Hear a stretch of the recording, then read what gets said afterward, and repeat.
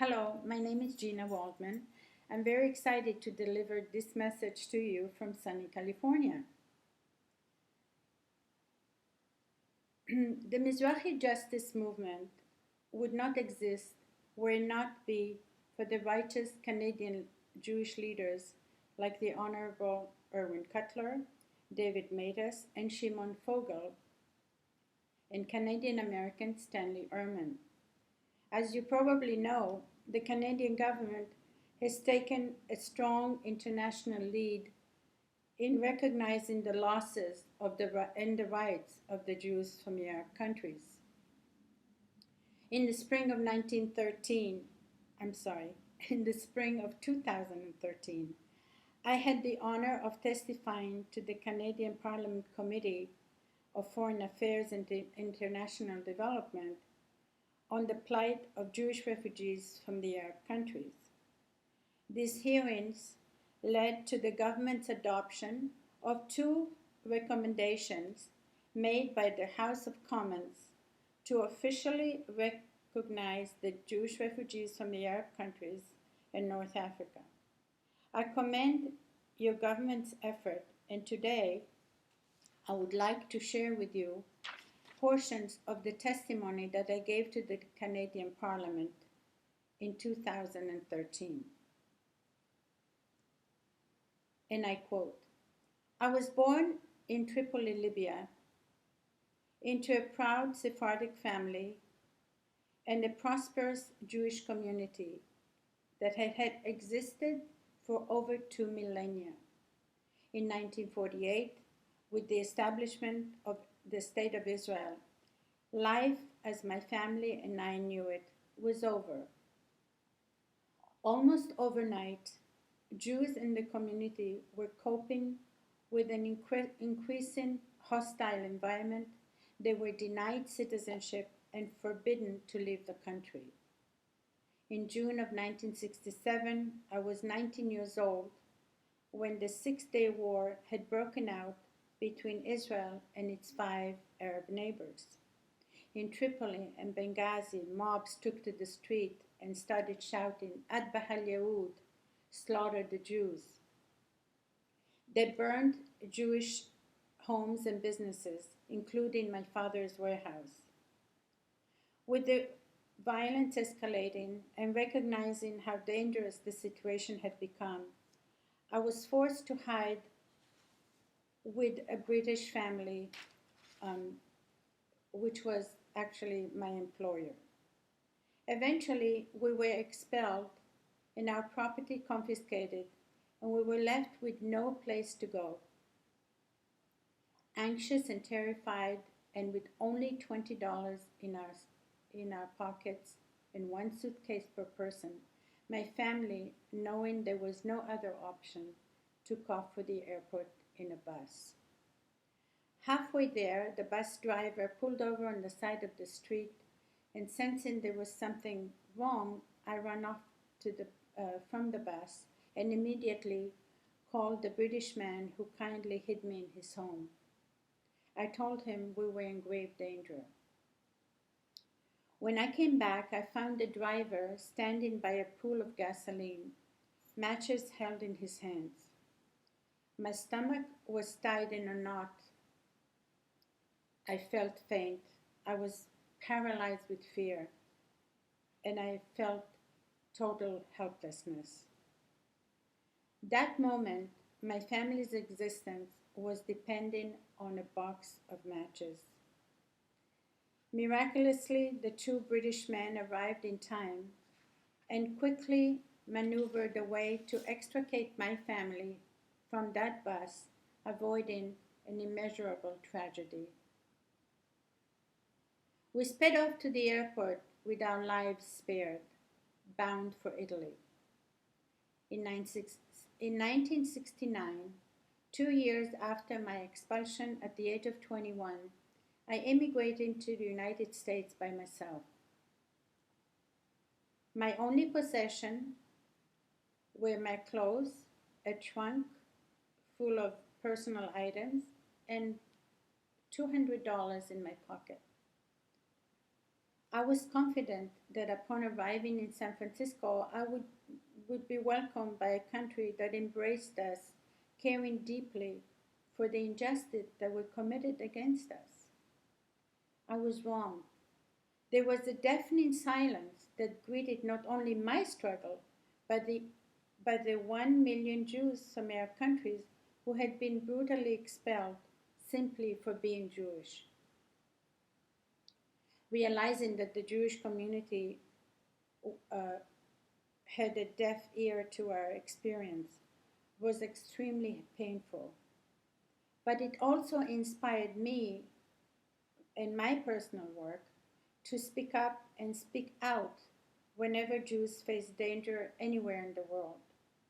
I became very involved in the refugee resettlement, and I became an activist advocating and worked on behalf of Soviet Jews, Bosnian refugees, and also victims of torture of Augusto Pinochet's regime in Chile. Currently, I have gotten involved in the cause of the Iraqi Yazidi refugees. As you know, an estimated 5,000 Yazidi women are being kidnapped and sold as sex slaves by ISIS. About 10 years ago, I co-founded Jimena, Jews Indigenous to the Middle East and North Africa. Jimena is dedicated to the preservation of Mizrahi and Sephardic culture and history and seeks recognition for nearly 1 million Jews who were displaced from 9 Arab countries. Sadly, 99% of the Arab world's Jewish inhabitants fled or were expelled from their homelands in this century. Today, only 5,000 remain between Morocco and Tunisia. With Jimena and JJAC, Justice for Jews from the Arab Countries, I have shared my story with the United States Congress, the United Nations Human Rights Council, the Israeli Knesset, and the British House of Lords, as well as the Canadian Parliament. These last few years, there has been significant strides in advancing the cause of Jewish refugees from the Arab countries and Iran, and much of it is thanks to the advocacy of my colleagues and to your Canadian legislators. Perhaps the biggest Mizrahi advocacy achievement of these last 2 years is the Israeli Knesset's adoption of a law to officially and annually commemorate refugees from the Arab countries and Iran, which is why we are here today. While the legislation was passed, the work is far from done, as the Israelis need to do more to prioritize these issues. We know that over half of Israel's Jewish population are Mizrahi and Sephardic Jews. However, most of these people do not know their own history, and that we must change. In this past year, I have twice traveled to Israel to lobby members of the Knesset to do more to ensure that the heritage and history of Jewish refugees from the Arab countries and Iran becomes a national priority. I have worked with the Israeli Ministry of Foreign Affairs to help them create an exhibit regarding Jewish refugees that is currently being distributed to every Israeli consulate office around the world. My organization, Jimena, also helped the Ministry of Foreign Affairs create educational materials for the public and the press related to the Farhud, which is the 1941 pogrom in Iraq. Most impressively, I continued the campaign to ensure that November 30th, which is Mizrahi Remembrance Month, curriculum created by the Israeli Minister of Education become absolutely compulsory in Israeli schools. And we are currently urging the ministry to translate the curriculum in English for distribution in North America and in Canada. In the United States, because of more pressing issues, legislation to advance the cause of Jewish refugees from the Arab countries has been put on hold for the time being. But the general public interest and awareness in this issue has increased tremendously. I am proud that this year, Jewish institutions, including schools and synagogues throughout North Africa, are honoring the Mizrahi Remembrance Month, which is November. I will conclude. Gina, I'm sorry, I have to interrupt you. I'm not going to stop it. Just, you said schools throughout North Africa. You want to say schools in North America. Oh, I see. So just read it again. It's fine. Okay. I'll edit it. So just start that sentence again. Okay. Oh, good, you caught it. Yeah, that was the only mistake you made. Yeah, you said throughout. It's right here. Here, just start from here. This sentence no, this again. is not the one. Oh. You have to give me page 6.